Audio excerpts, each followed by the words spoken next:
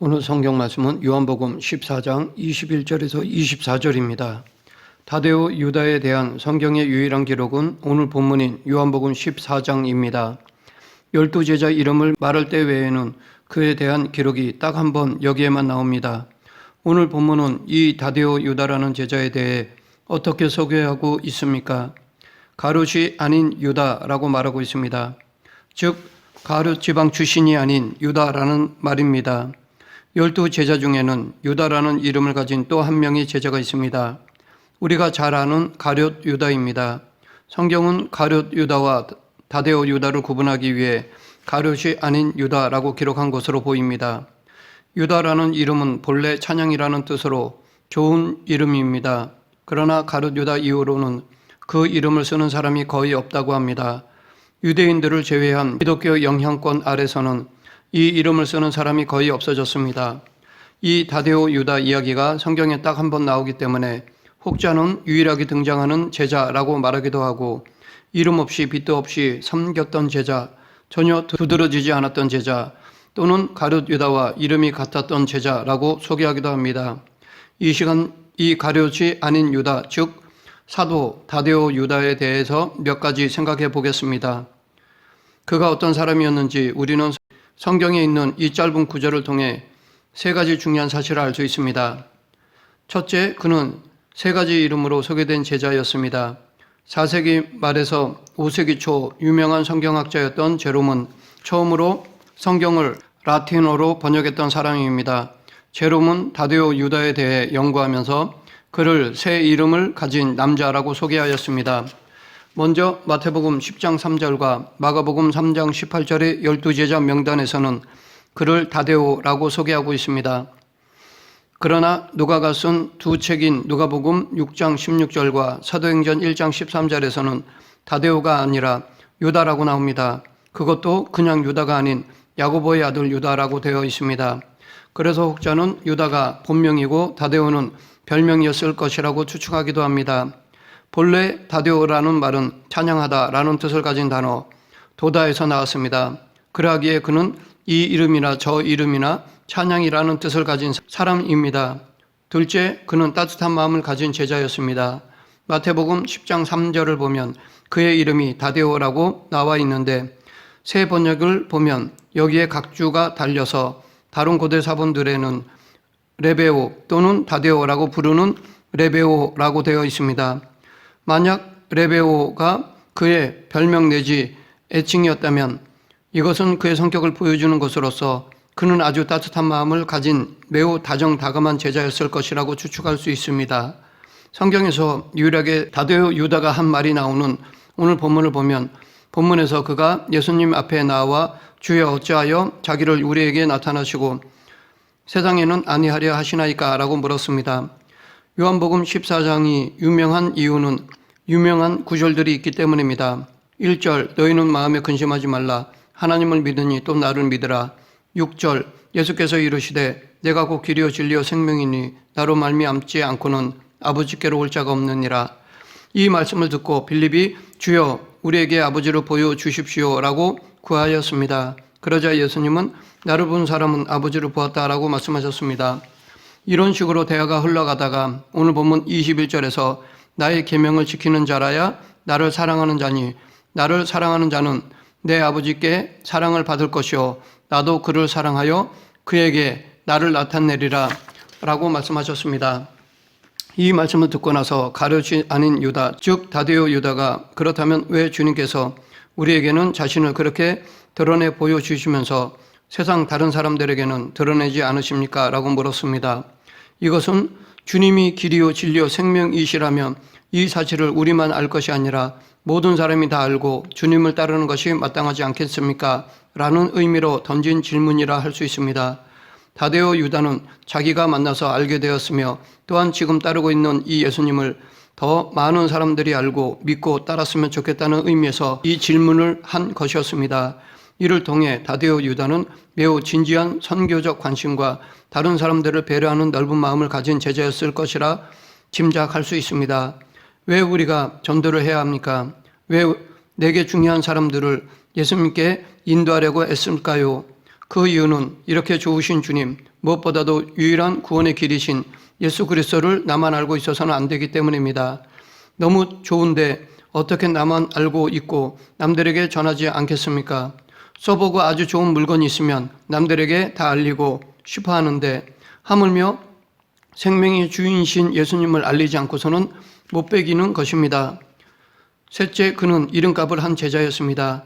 유다의 뜻은 찬양이라고 했는데 요즘 그리스도인 중에서도 주님을 찬양한다라는 의미로 자녀 이름을 주찬이나 찬양이나 찬미로 짓는 사람들이 있습니다. 그러나 이름은 그렇지만 전혀 찬양과 상관없이 산다면 정말 어울리지 않는 이름일 것입니다.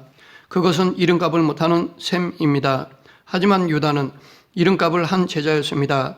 A.B. 브루스라는 성경학자가 12제자의 훈련이라는 책을 쓰면서 다데오 유다에 관한 전승을 하나 소개했는데 12제자에게 각각 어울리는 모습을 생각하다가 같은 이름을 가진 유다가 예수님에 대하여 불평하고 팔아먹었을 때 또 다른 이름을 가진 유다는 찬양하고 있었다라고 기록하였습니다. 똑같이 유다라는 이름을 가졌지만 두 제자의 삶의 양식은 대조적이었습니다. 한 유다가 불평하고 있을 때 다른 유다는 하나님을 찬양하며 높여드리고 있었다는 것입니다. 그는 매우 긍정적인 제자였습니다. 감사와 찬양을 생활화하면서 찬양의 라이프 스타일을 살아가던 사람이었습니다. 입술로 찬양하는 것은 정말 중요합니다. 하지만 그보다 더 중요한 것은 우리의 삶 자체가 찬양이 되어야 한다는 것입니다. 우리가 지금 어떤 환경에 있든지 주님을 찬양하는 삶을 사는 것이 중요합니다. 성경은 그의 사역과 죽음에 관해서 전혀 알려주지 않기 때문에 우리는 교회의 전승을 따라 이것을 알 수밖에 없습니다. 전승에 의하면 처음에 다데오 유다는 유대 땅을 떠나 시리아로 가서 복음을 전했다고 합니다. 그러다 좀 더 나아가 유프라테스 강 근처에 가서 사역을 했다고 합니다. 그리고 지금의 터키 쪽인 에데사 지역까지 진출하였습니다. 그리고 더 나아가 지금의 이란과 이라크 지역까지 가서 복음을 전했다고 알려져 있습니다. 말년에는 주로 아르메니아 지역에 가서 복음을 전했는데 그가 아르메니아에 갔을 때 그곳 사람들이 복음의 반응을 보였다는 것입니다. 다데오 유다의 사역의 놀라운 영향력은 에데사에서부터 시작되었는데 에데사가 지금은 터키의 한 변방 마을에 불과하지만 당시에는 번성했던 도시였습니다. 다데오 유다는 그러한 에데사에 가서 그곳 왕이던 아부가르의 병을 치료해 주었습니다. 종종 치유의 기적이 복음 선교의 문을 열게 하는 경우가 있는데 바로 이때가 그런 때였습니다. 아부가르 왕이 치유를 받자 부족 전체가 주님 앞에 돌아오면서 그 소문이 아르메니아에 전달되었습니다. 그래서 아르메니아 지역에 예수 그리스도의 복음이 급속도로 전해졌습니다. 아르메니아는 과거에 동구권 소련에 속해 있었던 나라였지만 AD 300년대 초에는 전 국가적으로 복음이 전파되어 복음화된 최초의 기독교 국가였습니다. 콘스탄티누스가 기독교를 국교로 공인하기 전에 이미 복음화되어 있었다는 기록을 교회사에서 찾아볼 수 있습니다. 다데오 유다는 그곳에서 복음을 전하다가 다시 시리아로 돌아가 전도하지만 시리아에서 칼에 맞아 순교하였습니다. 그는 숨지면서도 이름처럼 하나님을 찬양하다가 자기의 생명을 주님 앞에 드린 것으로 교회의 전생에 기록되어 있습니다. 그러면 이제는 다데오 유다가 던졌던 질문에 대한 대답을 생각해 보고자 합니다. 그의 질문이 무엇이었습니까? 주여 어찌하여 자기를 우리에게는 나타내시고 세상에는 아니하려 하시나이까? 입니다. 즉, 왜 우리에게는 자신을 나타내 보여주시면서 세상에는 자신을 나타내지 않으십니까? 더 많은 사람들, 즉 세상 사람들에게는 왜 주님 자신을 나타내지 않으십니까? 입니다. 이 질문에 대해 예수님은 어떻게 대답하십니까? 23, 24절 사람이 나를 사랑하면 내 말을 지키리니 내 아버지께서 그를 사랑하실 것이요 우리가 그에게 가서 거처를 그와 함께하리라. 나를 사랑하지 아니하는 자는 내 말을 지키지 아니하나니 너희가 듣는 말은 내 말이 아니요 나를 보내신 아버지의 말씀이니라. 이것은 무슨 말씀입니까? 예수님은 우리와 함께 살면서 그에게 당신을 나타내 보여주시겠다는 것입니다. 그렇습니다. 계시하시는 주님, 그 주님을 체험할 수 있는 방법은 그분과 함께하는 것입니다. 교회에서 함께 신앙생활을 하는 사람들 중에도 같은 질문을 하는 경우가 있습니다. 어떤 사람은 기적을 체험하고 또 어떤 사람은 살아계신 하나님을 경험하는데 왜 나에게는 주님이 안 나타나십니까? 이러한 질문에 주님은 지금도 똑같은 대답을 하실 것입니다. 나를 사랑하는 사람은 내 말을 지킬 것이다. 그리고 그렇게 내 말을 순종하여 지키는 사람에게는 반드시 내가 나 자신을 나타내 보여줄 것이다. 우리가 왜 주님을 경험하지 못하는 것일까요? 그것은 우리가 주님의 말씀에 순종하지 않기 때문입니다. 왜 순종하지 않습니까? 주님을 사랑하지 않기 때문입니다. 그러나 우리가 주님을 사랑한다면 주님의 말씀에 순종할 것이고, 말씀에 순종하여 주님을 따라가는 과정에서 우리와 함께 하시는 주님의 임재와 인도하심을 체험하게 될 것입니다. 마지막으로, 그러면 그는 어떤 인생을 살았을까요? 그는 세 가지 종류의 인생을 살았다고 할 수 있는데, 이 세 가지는 서로 연결되어 있습니다. 첫째, 다른 사람들을 위한 인생을 살았습니다. 그는 자신을 위해서만 살지 않고 남을 배려했던 사람, 그래서 주님의 교훈을 들으면서도 다른 사람들을 생각했던 사람입니다. 주님을 다른 사람에게 어떻게 나타내 보여줄 것인지 이타적인 동기를 가지고 인생을 살았던 제자가 바로 다데오 유다였을 것이라 생각합니다. 둘째, 긍정적인 눈으로 인생을 살았습니다. 똑같은 삶의 환경에 처해 있을 때에도 어떤 사람은 부정적인 반응을 보이는 반면에 어떤 사람은 긍정적인 경우가 있습니다. 한 예로, 물이 반쯤 차 있는 컵을 보고 어떤 사람은 반밖에 안 찼네 라고 말하는 반면 어떤 사람은 반이나 차 있네 라고 말합니다. 물론 지금 자기의 상태에 따라 이 두 가지의 말을 하기도 합니다. 하지만 똑같은 상황과 상태에서도 어떤 사람은 긍정적인 반응을 보이는 반면 어떤 사람은 부정적인 반응을 보이기도 합니다. 우리가 환경에 어떻게 반응하느냐에 따라서 인생이 달라질 수 있습니다. 다데오 유다는 가룟 유다와 달리 남을 배려하며 인생을 긍정적으로 살았던 제자였습니다. 우리도 이 제자와 동일한 알저취를 담고 싶어하는 마음을 가져야 하겠습니다.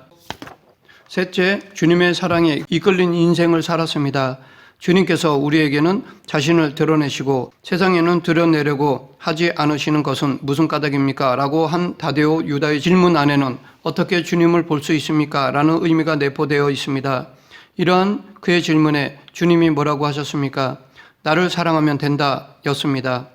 다데오 유다는 바로 그 주님의 사랑 안에 거했습니다. 그리고 그 사랑을 전하기 위하여 주님께서 보내시는 곳이면 기꺼이 나아가 복음을 기다리던 수많은 민족들을 위해, 하나님의 사랑을 알지 못하는 사람들을 위해 복음을 전하고 자신의 생명을 던졌습니다. 말씀을 맺겠습니다. 우리도 나만을 위해서 사는 이기적인 인생이 아니라 다데오 유다처럼 따뜻한 가슴으로 다른 사람들을 위해 돌보는 삶을 살아야 할 것입니다. 어떤 환경에서도 부정적인 시각이 아니라 긍정적인 시각, 하나님의 시각으로 살아가는 자가 되어야 할 것입니다. 그리고 무엇보다도 주님을 사랑하여 주님의 말씀에 순종하고 주님이 기뻐하시는 일을 하는 삶을 살아야 할 것입니다. 우리 모두 다데오 유다처럼 주님 앞에 설 때 잘했다 칭찬받는 종들이 될 수 있기를 간절히 축원합니다. 기도하겠습니다. 생사화복을 주관하시는 하나님 아버지, 다데오 유다처럼 오직 예수님을 위해, 이웃을 위해 복음을 전하고 모든 영광을 하나님께 돌리는 제자의 삶을 살아가게 하여 주시옵소서. 예수님 이름으로 기도드립니다. 아멘.